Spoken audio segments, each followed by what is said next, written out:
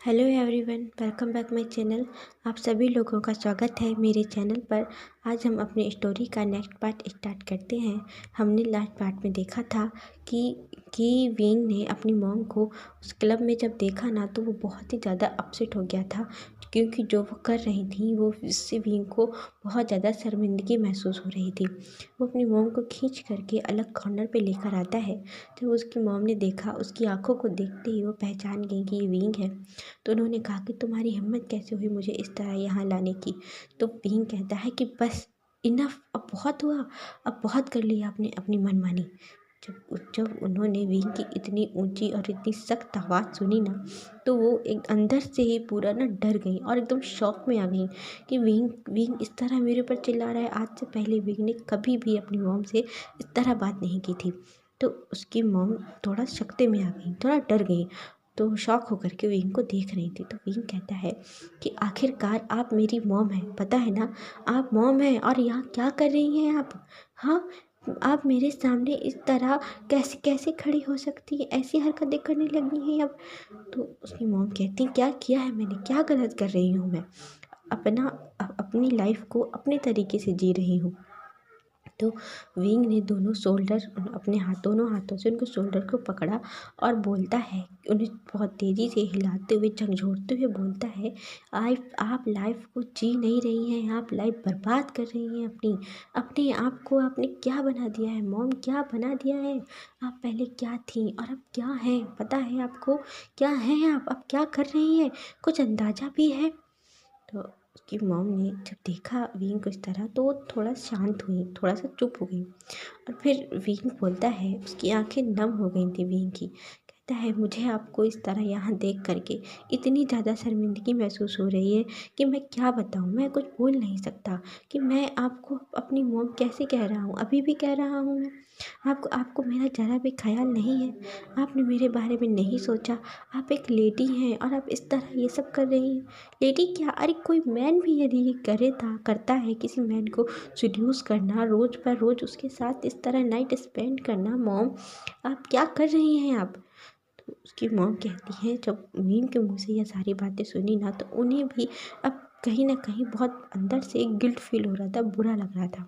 उन्होंने अपनी नज़रें नीचे झुका ली और कहती हैं कि विंग, मेरी लाइफ पहले ही मैशअप हो चुकी है और अब मैं इससे बाहर नहीं आ सकती। मेरी लाइफ बर्बाद हो चुकी है, तो अब मैं जैसे जी रही हूँ मुझे जीने दो, मुझे मेरे हाल पे छोड़ दो। तो कहता है, नहीं, बिल्कुल नहीं, मैं आपको आपके हाल पर नहीं छोड़ सकता। मैं आपका सन हूँ, मेरी रिस्पॉन्सिबिलिटी है आप, और हम दोनों अपनी लाइफ अलग अलग तरीके से जिएंगे ना मॉम। आप मेरे साथ चलिए यहाँ से। तो उसकी मॉम ने विंग को जो शोल्डर पे रखे हुए था विंग, उससे थोड़ा दूर किया और कहती हैं कि नहीं, मैं तुम्हारे साथ नहीं जा सकती। अब हम दोनों एक साथ कभी नहीं रह सकते। मेरी जो लाइफ है, मैं जिस तरह मैंने जीना स्टार्ट किया है ना, अब मैं उस तरह तुम्हारे साथ तुम्हारी मॉम बनकर नहीं रह सकती। मेरे अंदर अब वो हिम्मत नहीं है। मैं तुमसे नज़रें नहीं मिला पा रही हूँ विंग। मुझे खुद कितना गिल्ट फील हो रहा है, मैं नहीं बता सकती। वो इतना बोलते बोलते ना वो रोने लगी और रोते हुए कहती हैं कि मैंने अपने हाथों ही अपनी ज़िंदगी बर्बाद कर ली विंग, बर्बाद कर ली। मैं पहले पहले मैं बहुत खुश थी, मैं बहुत खर्चा करती थी, इंजॉय करती थी, ऐश करती थी, जो मन था मैं वो शॉपिंग करती थी। लेकिन मेरे जो शौक़ थे वो इस धीरे धीरे इस हद तक जा पहुँचे कि मैंने अपने आप को धीरे धीरे बर्बाद करना शुरू कर दिया। मैंने खुद को ख़त्म कर लिया विंग। अब मैं जो तुम्हारे सामने जो लेडी खड़ी है, सिर्फ एक लेडी है, वो किसी की मॉम नहीं है, किसी की वाइफ नहीं थी कभी। तो विंग कहता है, नहीं मॉम, आप मेरी मॉम हैं और आप हमेशा मेरी मॉम रहेंगी। आपने मुझे बचपन से पाला है, बड़ा किया है। मेरे अंदर जो संस्कार है, जो कल्चर है, वो आपके ही हैं, आपने ही मुझे दिए हैं। और आप ऐसी बातें मत करिए, मुझे बहुत हर्ट हो रहा है, प्लीज़ आप ऐसी बातें मत करिए। विंग ऐसे बोलते हुए ना रोने लगा। तो उसकी मॉम कहती है, विंग तुम मेरे लिए अपने आंसू बर्बाद मत करो, मैंने अपने साथ साथ तुम्हारी लाइफ भी बर्बाद कर दी है विंग। तुम्हें भी मैंने एक ऐसे इंसान के साथ वहाँ भेज दिया, उसके यहाँ भेज दिया जिसने तुम्हें बर्बाद कर दिया होगा। मैंने एक बार भी नहीं सोचा, अपनी सेल्फिशनेस में खुद को सेव करने के लिए मैंने तुम्हें स्लेव बना करके भेज दिया। मैं बहुत बहुत ज़्यादा गिल्ट में हूँ विंग। मैं जब यहाँ आई, तुमसे दूर हुई, अपनी फैमिली से दूर हुई, मैं अकेले रह गई, तब मुझे एहसास हुआ कि मैंने क्या किया है। मैंने सब कुछ मैशअप कर दिया, सब कुछ। इतना बोल के वो रोने लगी। विंग गया, उसने अपनी मॉम को गले लगाया और विंग भी ना रोने लगा और कहता है, नहीं आपने कुछ नहीं किया है, आपने कुछ भी मैशअप नहीं किया है, हम फिर से अपनी लाइफ स्टार्ट करेंगे। एंड मैं हूँ ना, मैं आपका ख्याल रखूँगा, मैं आपकी केयर करूँगा। इस तरह दोनों गले लग के रोने लगे। तभी जब वो रो रहे थे, तभी पीछे से एक आवाज़ आती है, बहुत ही कोल्ड और सख्त वॉइस थी। कहता है, वो बोलते हैं कि अब हो गया तुम दोनों लोगों का, अब हम घर चलें विंग, हम घर चले, तुम्हें तुम्हारी मॉम मिल गई। तब विंग और उसकी मॉम अपने आप से थोड़ा थोड़ा दोनों लोग हक करके रो रहे थे। दोनों अलग हुए, उन्होंने अपने अपने आंसू पोंछे और विंग ने देखा कि व्हील चेयर पे वांगजी था, और वांगजी के पीछे वो गार्ड भी था, 2 गार्ड खड़े हुए थे। तो विंग कहता है, हाँ अब हम घर चलते हैं मॉम, चलिए हम घर चलते हैं। उसकी मॉम ने जब उसको देखा ना, तो वो इतना ज़्यादा डर गई वांगजी को देख करके। कहती है, विंग ये माफिया लॉर्ड है और तुम माफिया लॉर्ड के साथ। तो कहता है, आप पहचानती हैं? तो वो कहती है, इन्हें कौन नहीं जानता, न्यूज़पेपर में आए दिन इनकी फ़ोटो छपी होती है, तो क्या मैं इन्हें पहचानूंगी नहीं? और ये यहाँ इनके ऊपर तो बहुत बड़ा एक अटैक हुआ था ना। तो विंग कहता है कि हाँ, इनके ऊपर अटैक हुआ था, पर मैं आपको बाद में सब कुछ बताऊंगा मॉम, बहुत बहुत लंबी कहानी है। तो वांगजी कहता है, मेरे पास टाइम नहीं है, मुझे और भी जगह जाना है, चलो यहाँ से विंग। इतना बोल के जो उसने अपने गार्ड को इशारा किया, तो उसका गार्ड वांगजी की चेयर को लेकर, व्हील चेयर को लेकर आगे बढ़ गया। विंग ने अपनी माँ का हाथ पकड़ा और कहता है, आप चलिए मेरे साथ। तो इसके बाद उसकी माँ ने नोट किया और विंग और उसकी मदर दोनों लोग माफिया लॉर्ड के पीछे चलने लगी। वो लोग पीछे चलते हुए जाकर कार में बैठे।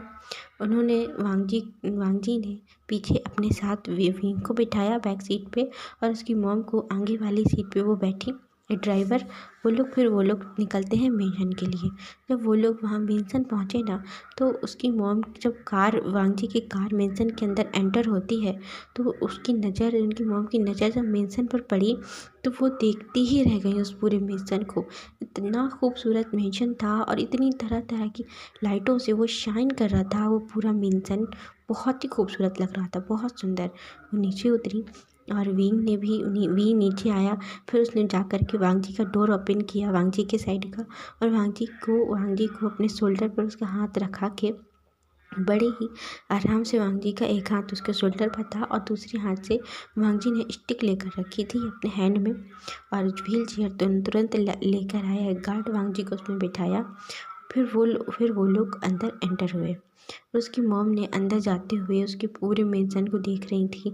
वहाँ इतने सारे गार्ड लगे हुए थे और अंदर ना बिल्कुल एकदम 5-7 स्टार होटल्स की तरह पूरा नज़र आ रहा था। वो इतना ज़्यादा शाइन, इतनी ज़्यादा चमक, ऐसा लग रहा था कि यदि वो पैर रखेंगी ना तो वो जगह डर्टी हो जाएगी। इतना ज़्यादा सुंदर लग रहा था, इतना ज़्यादा। उनकी आंखें बस चारों तरफ ही घूम रही थी। और फिर उन्होंने धीरे से विंग के पास आकर के बोलती हैं बिल्कुल स्लो वॉइस में कि विंग, तुम यहाँ रहते हो और तुम यहाँ सेफ तो हो ना, तुम यहाँ कहीं सर्वेंट का वर्क तो नहीं करते? तो विंग ने अपनी मॉम की तरफ देखा और एक स्माइल की और कहता है, आप अंदर चलिए, मैं आपको बताता हूँ। वो अंदर आई और अंदर आकर के उन्हें काउच पे बिठाया, बैठने के लिए कहा। वांगजी ने एक मेड को इशारा किया कि इनका रूम दिखा दो। तो मेड आई, कहती, मैडम आप मेरे साथ चलिए। तो उन्होंने विंग की तरफ देखा, विंग की मॉम ने। तो विंग कहता है, मॉम आप रूम में जा कर के फ्रेशन अप हो जाइए, फिर हम डाइनिंग टेबल पर मिलते हैं, डिनर का टाइम हो गया है। इतना बोल के विंग ने वांगजी की व्हील चेयर को आगे ले गया और वो रूम पे चली गई। विंग और वांगजी अपने रूम पे जाते हैं। वहाँ जाकर के दोनों फ्रेशन अप हुए। इसके बाद उसकी मॉम भी जब रूम पर पहुँची तो वहाँ जाके फ्रेशन अप हुई वो थोड़ा बहुत उन्होंने, और कुछ देर बाद वो लोग नीचे डाइनिंग टेबल पे आकर मिलते हैं। जब वो डाइनिंग टेबल पे आए तो उसकी मॉम ने देखा वो बहुत बड़ी डाइनिंग टेबल थी और वहाँ पर एक ओल्ड लेडी बैठी हुई थी और विंग था और साथ में वो माफिया लॉर्ड थे और उनकी मॉम थी। जब आकर बैठी तो वांगजी ने अब मास्क नहीं लगा कर रखा था। जब उन्होंने वांगजी का फेस देखा ना तो उनकी तो नज़र ही नहीं हट रही थी वांगजी से। वो खाना पीना सब भूल गई और बस वांगजी को ही देखे जा रही थी, उसी के फेस की तरफ देख रही थी। तो विंग ने जब थोड़ा देर नोटिस किया, सर्व किया फूड, कहता है मॉम आप क्या खाएंगी? तो उसकी मॉम कुछ नहीं बोल रही थी। तो विंग ने अपनी मॉम की तरफ देखा और फिर वो वांगजी, और उसने देखा कि कहाँ देख रही है, तो वांगजी को देख रही थी। वांगजी ने भी एक साइड नज़रों से देखा कि मुझे कैसे घूर रही हैं, पर उसने कोई रिएक्ट नहीं किया, कुछ नहीं बोला। तो विंग ने कहा क्या हुआ मॉम, आप गा को ऐसे क्यों देख रही हैं? तो कहती हैं गा, तुम गा बोलते हो? और तो वहाँ विंग कहता है मैंने ये क्वेश्चन नहीं किया, मैंने कहा कि आप काको क्या देख रही हैं, क्या हुआ? तो वो बोलती है कि विंग ये माफिया लॉर्ड है, मुझे तो लगा था कि माफिया लॉर्ड कोई बहुत बहुत सीनियर होगा और वो काफ़ी अगली नज़र आता होगा, पर ये तो बहुत ज़्यादा हैंडसम है और एक न्यू यंग मैन है, और आप इतनी सी एज में ये माफिया लॉर्ड कैसे बन गए? ये सब देख रही थी और बोल रही थी।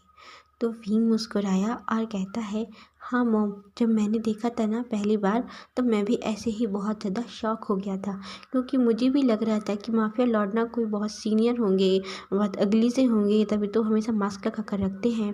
बट जब मैंने देखा था ना तो मेरे माइंड में भी ऐसा ही कुछ था, बट उससे ज़्यादा डर था। तो वांगजी ने दोनों की ओर देखा और बोलता है कि खाना खाते वक्त बात नहीं करते, आप लोग खाना खाइए।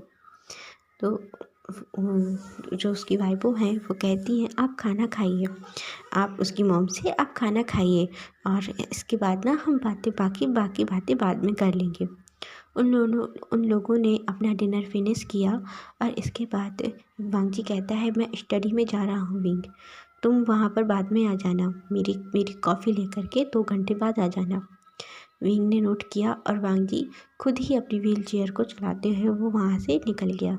तो उसकी मॉम कहती है वांगजी तुम मुझे बताओ, और ये वाइफो, तो उसकी वाइफो कहती है हाँ मैं वांगजी की नैनी हूँ और मैं उन्हीं के साथ रहती हूँ, और अब आप भी हमारी फैमिली मेम्बर हुई ना।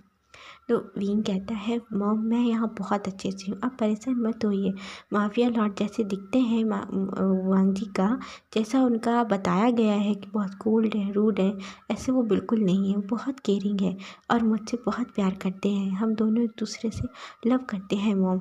और कुछ समय बाद मैं ना US जाने वाला हूँ अपनी स्टडी के लिए, अपनी डिजाइनिंग का कोर्स करने के लिए। तो विंग, जो उसकी मॉम कहती हैं क्या, मैं बहुत ज़्यादा खुश हूँ विंग, बहुत ही ज़्यादा, मेरे मन में जो इतना बड़ा बोझ था, जो गिल्ट था, अब एकदम से जैसे कहीं हल्का हो गया हो, बिल्कुल निकल ही गया है, मैं बहुत ही ज़्यादा खुश हूँ विंग तुम्हारे लिए। उसकी मॉम बहुत खुश थी और कहती हैं मुझे लगा था कि मैंने अपने हाथों से अपने बच्चे की ज़िंदगी बर्बाद कर दी। तो विंग कहता है कि मॉम आप मॉम हैं, एक माँ अपने बेटे की ज़िंदगी कभी बर्बाद नहीं करती, उसका गुस्से में लिया हुआ फैसला भी ना उसके बच्चे के लिए अच्छा ही होता है मॉम, ऐसे ही आपने मेरे लिए किया था, आपने मेरे लिए जो फैसला लिया था, मुझसे जो कहा था मैंने वो किया और उसका परिणाम देखा, आज मैं यहाँ कितने अच्छे से हूँ, बहुत खुश हूँ, हैप्पी हूँ, मुझे वांगजी गा जैसे एक लाइफ पार्टनर मिले हैं। उसकी मॉम ने विंग के चीख पर हाथ रखा और कहती है विंग मैंने कुछ अच्छा नहीं किया, ये तुम्हारा लक था, तुम्हारी किस्मत थी जो कि तुम्हें यहाँ लेकर आई है, और तुम्हारी किस्मत इतनी अच्छी है कि तुम्हें इतना अच्छा पार्टनर मिला। तरह वो बातें करते हैं यहाँ पर। और वांगजी स्टडी में जब गया, वहाँ जाकर के उसने एक सिगरेट निकाली और वो सिगरेट पीने लगा और अपने मन में सोच रहा था कि अब बस विंग यहाँ से जाने वाला है, इसके बाद ना विंग के जाने के बाद मुझे जो मेरा वर्क है मुझे वो करना होगा। इसके बाद उसने कॉल किया और एक कॉल करने के बाद बोलता है मेरी कार रेडी करो और तुम यहाँ आओ। इसके बाद फिर हम दोनों यहाँ से वहाँ चलते हैं उन दोनों को देखने के लिए। इतना बोल के उसने कॉल कट किया और फिर वो गया अपने जो स्टडी रूम में ही एक डोर था अंदर, कमरे के अंदर एक कमरा था। उसने वो हटाया, वो डोर ओपन किया, वहाँ गया, वहाँ से जाकर रेडी हुआ। और रेडी होने के बाद उस वहाँ पे कुछ एक छोटी सी लैब जैसी थी, लैब जैसे जहाँ पे बॉम्ब वगैरह बनते हैं ना, उस तरीके के वांगजी वो खुद बनाता था अपने बॉम्ब।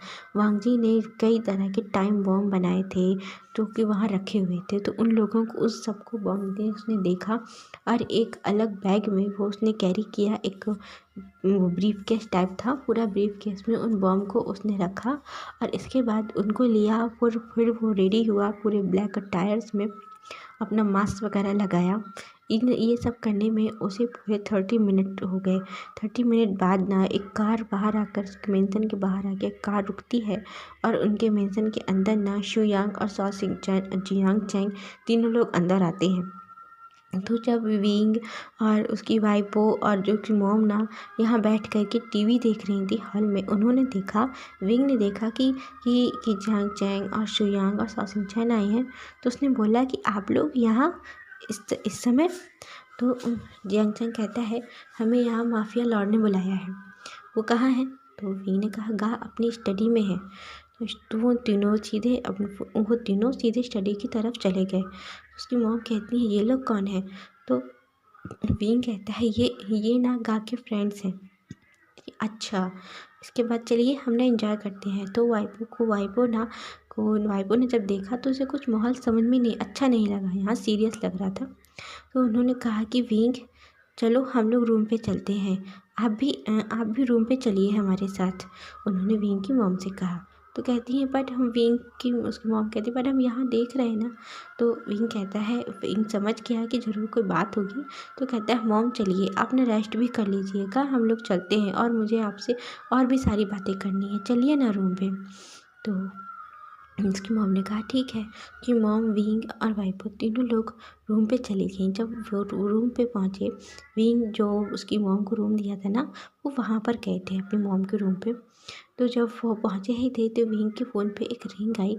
विंग ने देखा तो वो फ़ोन वांगजी का था। उसने फ़ोन रिसीव किया और कहता है कहा क्या हुआ? मैं तो घर पे ही हूँ, आप मुझे कॉल क्यों कर रहे हैं? तो वांगजी कहता है तुम यहाँ पर स्टडी में आओ, मुझे तुमसे कुछ बात करनी है। विंग ने हाँ में नोट किया था ओके। तो उसकी मॉम से कहता है आप दोनों बातें करिए, मैं अभी आता हूँ। वहाँ से विंग तुरंत गया, स्टडी में आया और स्टडी में आकर के उसने देखा तो वहाँ पर सॉ चैन, जियांग चैंग और शुयांग तीनों लोग काउच में बैठे हुए थे और वांगजी फुल रेडी था जैसे वो माफिया लॉर्ड के लिए रेडी होता है। और उसने अपने एक हाथ में स्टिक कैरी की थी क्योंकि उसका लेग थोड़ा अभी भी पेन कर रहा था। तो पर वो व्हील चेयर में नहीं था, वो खड़ा था।